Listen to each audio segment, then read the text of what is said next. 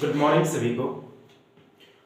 आज हम आपको प्रेसिस राइटिंग बता रहे हैं कि प्रेसिस राइटिंग कैसे बनाना है। बोर्ड एग्जाम में इस बार जो स्टूडेंट बैठने वाले हैं 12th के बोर्ड एग्जाम में, 12वीं के बोर्ड एग्जाम में, उसके लिए यह वीडियो अंत तक देखना बहुत आवश्यक है। ठीक है, आप लगातार सीरियसली देखें। जब आप सब्जेक्टिव सेक्शन में जाएंगे इंग्लिश के, जब आप सब्जेक्टिव सेक्शन में जाएंगे जो 50 मार्क्स के होंगे, तो सब्जेक्टिव सेक्शन का लास्ट क्वेश्चन जो रहता है वो पैसेज रहता है, गद्यांश रहता है। उसमें लिखा रहेगा, आपको क्वेश्चन नंबर 7 रहेगा, उसमें लिखा रहेगा कि read carefully the following passage and answer the following questions. निम्नलिखित गद्यांश को पढ़ करके और उसके उत्तर दें। वो 4 नंबर का रहेगा, ठीक है, 4 मार्क्स का। या अथवा में रहेगा कि right A precious of the following passage and give a suitable title. निम्नलिखित गद्यांश को पढ़ करके, ठीक है, इसका एक उचित शीर्षक देकर संक्षेपण करें। या तो वो 4 क्वेश्चन बनाइए, एक नंबर का 4 क्वेश्चन रहता है, या आप इसका संक्षेपण कीजिए। तो ज्यादा बेहतर आपको अगर ये वो लगता है कि आप 4 क्वेश्चन का जवाब सही दे सकते हैं तो आप उसको बना दीजिए या फिर संक्षेपण बना दीजिए। मुझे तो लगता है कि आपके लिए बेहतर संक्षेपण ही रहेगा। मैंने बताया आपको दोनों है, लेकिन आपके लिए ये ज्यादा बेहतर रहेगा, इसमें नंबर कटने के कम आसार रहते हैं। ओके, तो कैसे करके हम आंसर देंगे? तो आपकी जैसे ये मान लीजिए कॉपी है, तो क्वेश्चन नंबर 7 का आंसर, ठीक है, क्वेश्चन नंबर 7 का आंसर दे रहे हैं। अगर और वाला दे रहे हैं तो यहाँ और लिख देंगे। ओके, और लिख देंगे। अथवा वाला दे रहे हैं, जब भी सब्जेक्टिव में अथवा का आंसर दे रहे हैं तो क्वेश्चन नंबर 7 देखिए, क्वेश्चन नंबर 7 था 7 आंसर दे रहे हैं। केवल आंसर देना है, परीक्षा में कभी भी क्वेश्चन नहीं लिखें, क्वेश्चन उतारना नहीं है। तो और वाला दे रहे हैं तो ये और वाला, ये और में रहेगा संक्षेपण करने के लिए आपको, है ना। तो कैसे करके करेंगे? सबसे पहले क्या करना है कि इसको पढ़ना है। जो आपके सब्जेक्टिव का लास्ट क्वेश्चन जो रहेगा ना, संक्षेपण करने के लिए प्रेसिस लिखा रहेगा, राइट ए प्रेसिस, एक संक्षेपण लिखें ऑफ द फॉलोइंग पैसेज, निम्नलिखित गद्यांश का, and give a suitable title, एक शीर्षक दें। तो सबसे पहले आप इसको पढ़ेंगे। पढ़ने पर पता चलेगा कि किसी न किसी पॉइंट पर लिखा हुआ रहता है, चाहे honesty is the best policy पर लिखा रहे, चाहे आपको रिस्पेक्टिव सोल्जर्स पर लिखा रहे, चाहे वाटर इज लाइफ पर लिखा रहे, चाहे education is the best friend पर लिखा रहे, कोई ना कोई टॉपिक पर लिखा रहेगा। ये नहीं कि यह उलूल जुलूल बातों पर लिखा रहेगा, ऐसा नहीं है।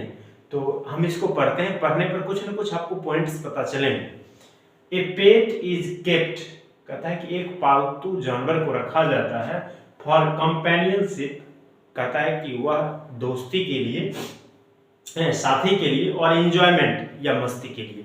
वास्तव में जानवरों को जो पालतू बनाया जाता है, चाहे कुत्ता को, गाय को, खरगोश को, ये सब जो कंपेनियन के लिए होती है, या तो हम साथी बनाते हैं या फिर एंजॉयमेंट, मस्ती के लिए रखते हैं। कहता है द मोस्ट पॉपुलर पेट्स, सबसे ज्यादा लोकप्रिय जो पालतू है वह डॉग्स है। आप देखते होंगे कि गांव से लेकर के शहर तक लोग कुत्ते को घुमाते हैं। आदमी को घुमाए नहीं घुमाए कोई मतलब नहीं है, लेकिन कुत्ते को ज्यादा घुमाते हैं। तो the dogs are noted for their loyalty, और कुत्ता को इसलिए रखा जाता है कि उसकी लॉयल्टी काफी पॉपुलर है, उसकी वफादारी जो है ना, लॉयल्टी बोले तो वफादारी, उसकी वफादारी काफी पॉपुलर है। कहता है keeping pets have been shown to help relieve stress, कहता है पालतू जानवरों को रखना यह हमें स्ट्रेस, टेंशन, तनाव से हमें दूर रखता है ना। कहता है walking with a dog can provide both the owner and the dog with exercise, कुत्ते के साथ टहलना मालिक या कुत्ता दोनों के लिए एक्सरसाइज, फ्रेश एयर और सोशल इंटरेक्शन, सामाजिक जो है लगाव बढ़ता है, नेचुरल इंटरेक्शन बढ़ता है, एक्सरसाइज होता है, फ्रेश एयर मॉर्निंग में मिलता है अगर कुत्तों के साथ आप टहल रहे हैं तो, ओनर मालिक को और डॉग्स दोनों को।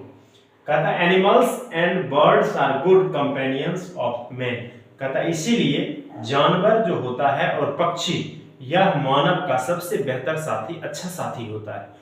आपने पूरे पढ़ा, इसमें पेट एनिमल्स के बारे में दिया हुआ है, पालतू जानवर के बारे में दिया हुआ है।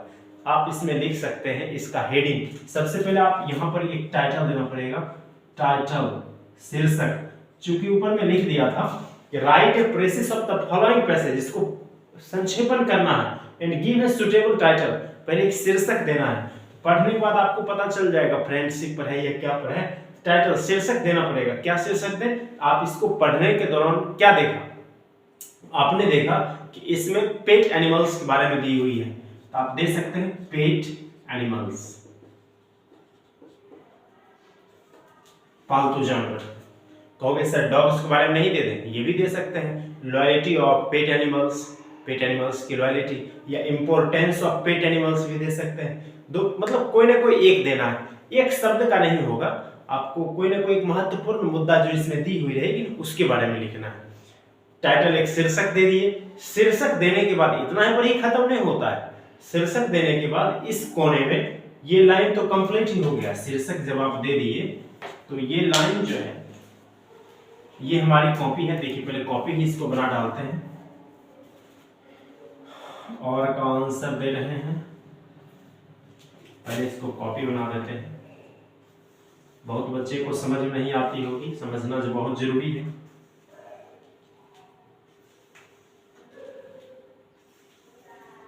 पहले यहां टाइटल दे देंगे। शीर्षक क्या दिए थे? Pet animals. ओके, पालतू जानवर दे दिए। पेट एनिमल्स देने के बाद यहां नीचे में लिखेंगे टोटल वर्ड। इसमें गिनिए टोटल वर्ड्स कितना है? 1 2 3 4 5 6 7 8 8 शब्द है एक लाइन में। अब हम सभी को नहीं गिनेंगे, गुना कर देंगे। कितना लाइन है? 1 2 3 4 5 6, अच्छा 48 2 50, लगभग 50 शब्द है। 50 वर्ड्स। कहोगे सर 52 हो जाएगा, तब उससे कोई फर्क नहीं पड़ेगा। अप्रॉक्स आपको लिखना है टोटल वर्ड कितना है, ताकि आप संक्षेपण 1/3 कर सकें। यहां लिखना है प्रेसिस वर्ड, संक्षेपण के शब्द। हिंदी में भी संक्षेपण आएगा आपको, तो यहां लिखना पड़ेगा शीर्षक। शीर्षक दे दीजिएगा पढ़ करके। उसके बाद कुल शब्द दे दीजिएगा, संक्षेपण शब्द। संक्षेपण शब्द 1/3 में किया जाता है, तो 17 तिहाई क्या बन? कहोगे सर पूरा पूरा भाग नहीं लगेगा, दशमलव में दे सकते हैं। वर्ड को दशमलव में नहीं देना, अप्रॉक्स आपको उसका 1/3 लिखना है वहां। ये हो गया टोटल वर्ड, ये हो गया प्रेसिस वर्ड। यानी 17 शब्द में आपको इसका संक्षेपण करना है, इस बात को लिखना है। तो आप अपने विचार को लिखें, अपनी भावनाओं को लिखें कि 17 शब्द में इस बात को हम कैसे लिखेंगे। अगर आपको अपनी बात नहीं लिखने आती है, इसी से लाइन लेकर के भी आप लिख सकते हैं। जो अच्छा लाइन आपको लगता है, इसको व्यक्त करता है, उसको लिख सकते हैं। A pet animal is kept for companionship of enjoyment, तो आप अपने हिसाब से लिख सकते हैं। As we know that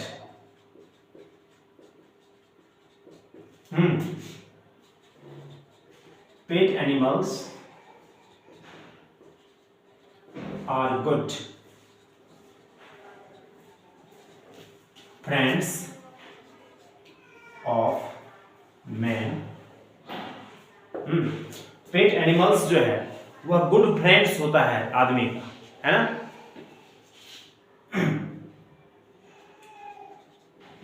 man keeps it for their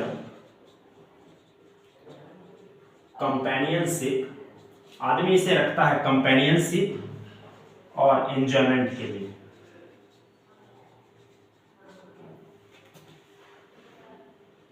so we should keep birds और एनिमल्स।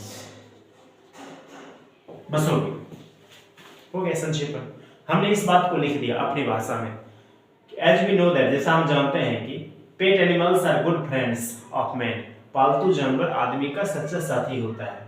कहता है मैन कीप्स इट, आदमी से रखता है, फॉर देयर कंपेनियनशिप, कहता है कि कंपेनियनशिप के लिए और एंजॉयमेंट के लिए। So we should keep birds और एनिमल्स, इसीलिए हमें बर्ड्स और एनिमल्स को रखना चाहिए। बस हो गया, इतना ही संक्षेपण होगा। 17 शब्द में 20 भी हो जाए कोई बात नहीं है, 18 हो जाए, 17 हो जाए, 16 हो जाए, मतलब उसके नियरेस्ट में आपको देना है। बस ये संक्षेपण हो गया। एक शीर्षक देना है, टोटल वर्ड देना है, प्रेसिस वर्ड देना है और इस बात को लिखना है। तो हो गया सर यदि हमें नहीं आती होगी तब लास्ट में रामबाण उपाय है कि एज वी नो दैट दे करके, जैसा हम जानते हैं कि चूंकि ये लाइन इसलिए देना है कि आप जानते हैं, है ना, एज वी नो दैट दे करके इसी का लाइन आप लिख सकते हैं, as we know that a pet animal is kept for companionship और enjoyment, and the most popular pets the dogs are noted for their loyalty, और लास्ट में लिख देंगे so animals and birds are good companions of man. इसीलिए जो है animals और birds जो है गुड कंपेनियन मैन का है। कहोगे सर इसमें 4 में 4 मिलेगा? एब्सोल्युटली मिलेगा, आप गलत थोड़े लिख रहे हैं।